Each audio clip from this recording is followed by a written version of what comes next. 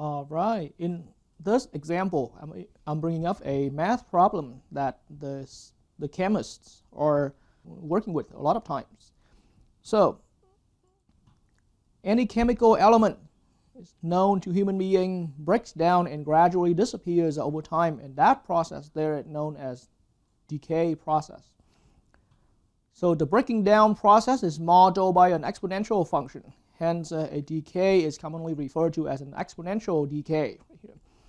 Okay, and so here now we are looking at a chemical element that's called niobium-94, and it has an exponential decay given by.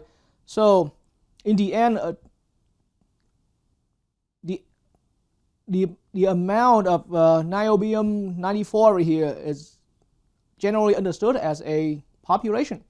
And so the amount here in as a variable, capital P of T. So the population of niobium, the 94, is P of T, and that depends on some P sub 0 times E, and that's why it's exponential decay right here. So E to the minus 3.415 E to the minus E minus 5. I will explain this notation shortly after we're done reading the description. But basically here is our modeling function.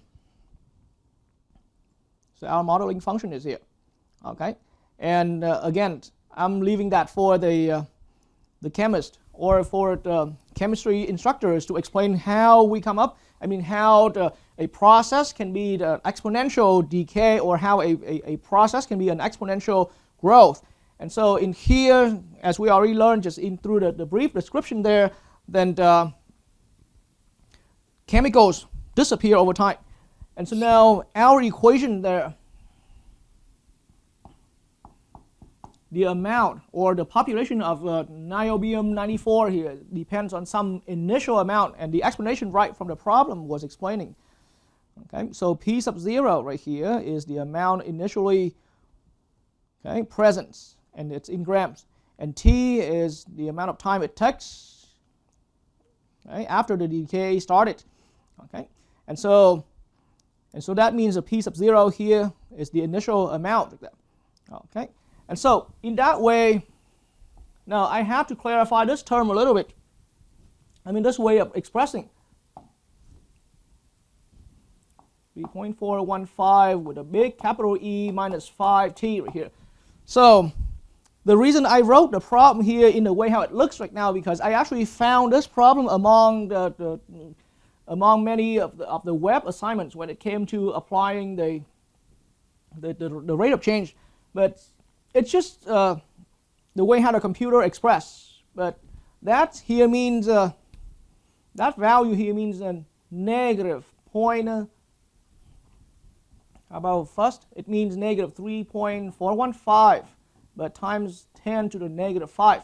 That's what the E minus 5 means. And the reason I wrote this is because in case any of the viewers that here along with this video are being given or being assigned to a web-based assignment, and a lot of time the computers, the web-based generate the kind of number like this. In this expression, instead of the scientific notation, it is scientific notation, but in the computer language way. And so that's what it means, negative 3.415 times 10 to the negative 5. But numerically speaking, that expression means it's a negative point, no, 1, 2, 3, 4 zeros, and then 3415.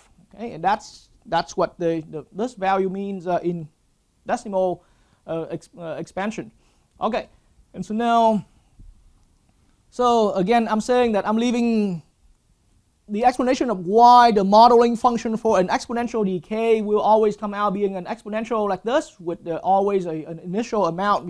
I'm leaving all the explanations for the chemistry instructors to deliver, or for any chemist to deliver. But here, in our problem, we had, so let me quickly swing back on the board right here, but starting with 2 grams of niobium-94, okay, starting with 2 grams.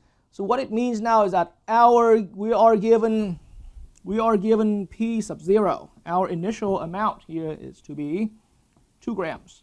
Okay, and the studies here this study here focus on the quantity here being in grams, and that's a quite common unit among the chemists out there. Okay, and that's pretty much it. Once we've had the initial amount right here, then our final concluded modeling function. So now our modeling function is going to be simply the population or the amount of niobium-94 is 2 e to the minus 3 point. And now let me, after that explanation about this, a little bit the weird symbol right here, then it's really negative 0.00003415 t. Okay, so at this point, after the actual expression of our exponential function, now the modeling function here is entirely an exponential function there. And so now, part A of the example, part A of this problem, find how much niobium-94 remains after 30 years and after 3,000 years. Okay, so really in one question, but it asks for two answers here. One answer is how much of a niobium-94 remains after 30 years and how much after 3,000 years.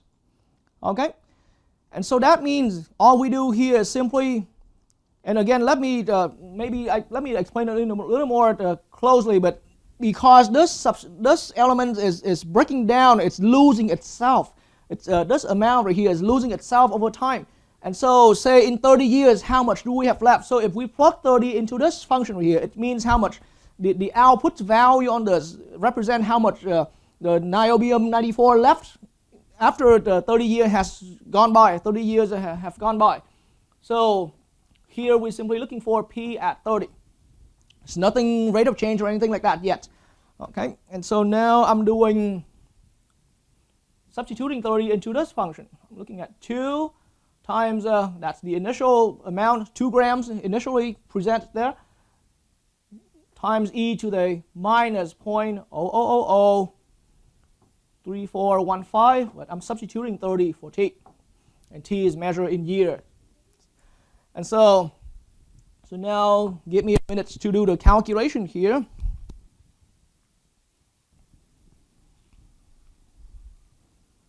All right, so my final calculation came out being 1.998 grams. I rounded down to 3 decimals. Okay, and so and now when it comes to rounding, again, if you're working in different professions, then watch for your own rounding requirements. So here in this general video lecture here, then I'll just round that to 3 decimal places. 3 decimal places for this problem right here. But then what this number represents here is that this is how much niobium-94 remains after 30 years. So it didn't break down too much. I mean, it started out 2 grams, started out at the time that we start studying the decay, at the time that we start looking at the decay process right there. And then that many years later, okay, almost half of a human lifetime right there. It's only losing about 0.002 grams. And now, so that's P at 30 years, how much remains in 30 years. So the other part of the same question, how much remains of niobium-94 after 3,000 years. So it's another calculation that's P at 3,000. Okay, and so that means once again, our modeling function is here. So 2 times e raised to the negative 0.0000315, and substitute t for 3,000. Okay, and so that's the setup for our calculation. And now I'm going to go ahead and proceed with the calculation here.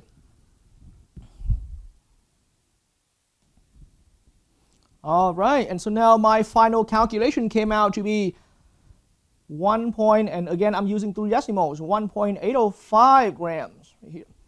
Okay, so that's, once again, this number is indicating how much.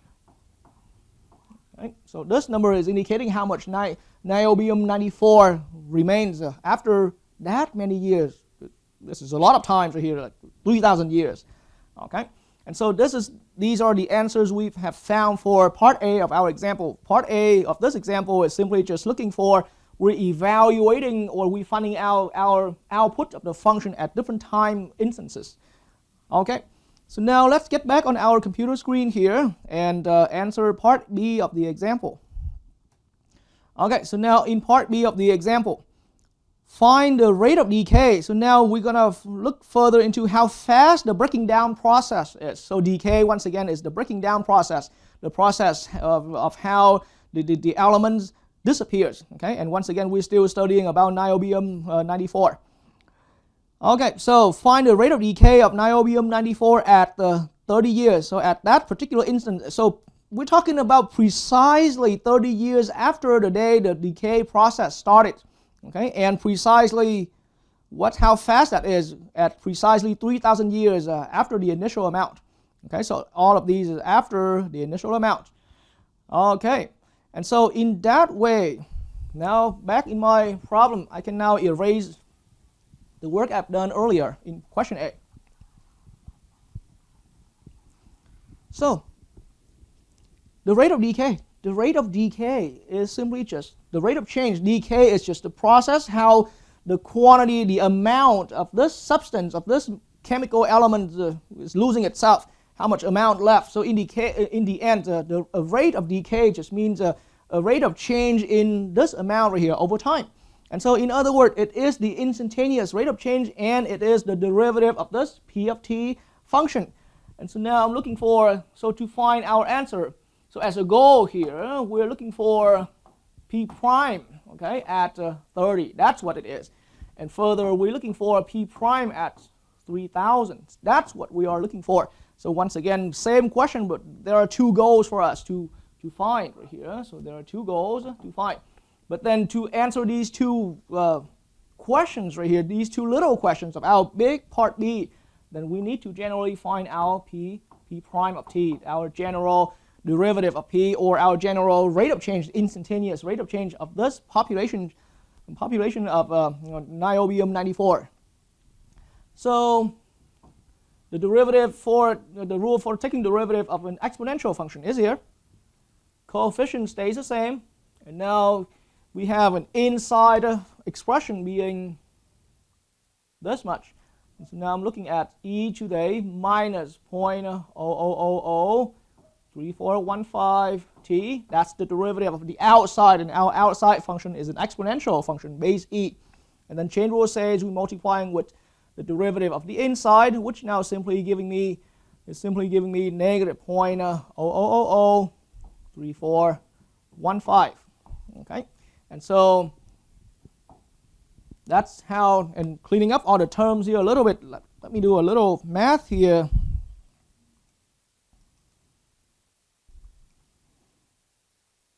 Okay, so we're looking at the negative 0.000683, okay, times e to the minus 0.00003415 t. Okay, so that's our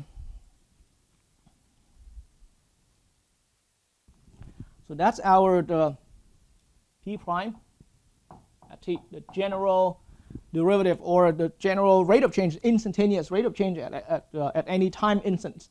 And so now I am going to make it to the other board, and we're now going to start answering our actual questions now.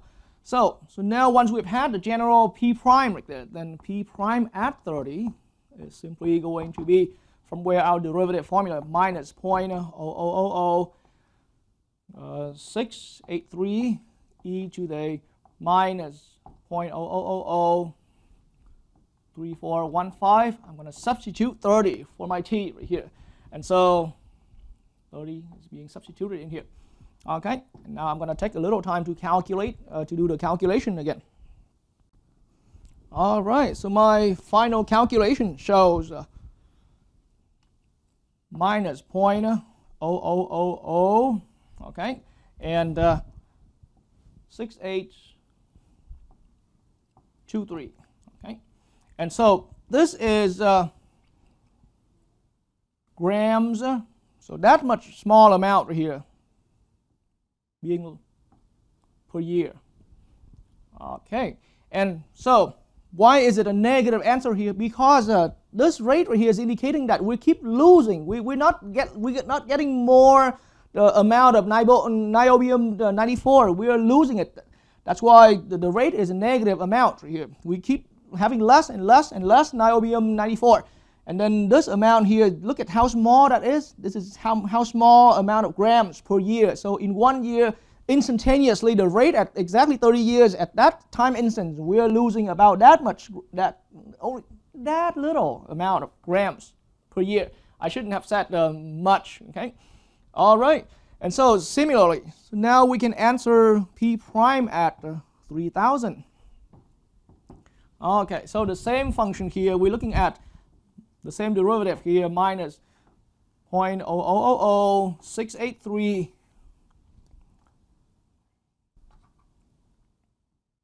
683. Now I'm multiplying with e raised to the power negative 0.0000. Okay, 3415, and now I'm substituting in 3000 for t. Okay, and now again I am going to take another second or so, a couple minutes or so, to do my own calculation, and you're welcome to do your own calculation as well. All right, so my final calculation for this shows it's a negative rate again, because we're still losing, and it's a process that continuously breaking down. So now no doubt that this next answer also must be a negative quantity. 0.0000, my calculation says 6165. Okay, and again, this is that small amount. We're losing that small amount per year. Okay, but this is the instantaneous rate of change that's happening at 3,000 years after the decay process started. This is the rate of change instantaneously happening at exactly precisely 30 years after the decay process started.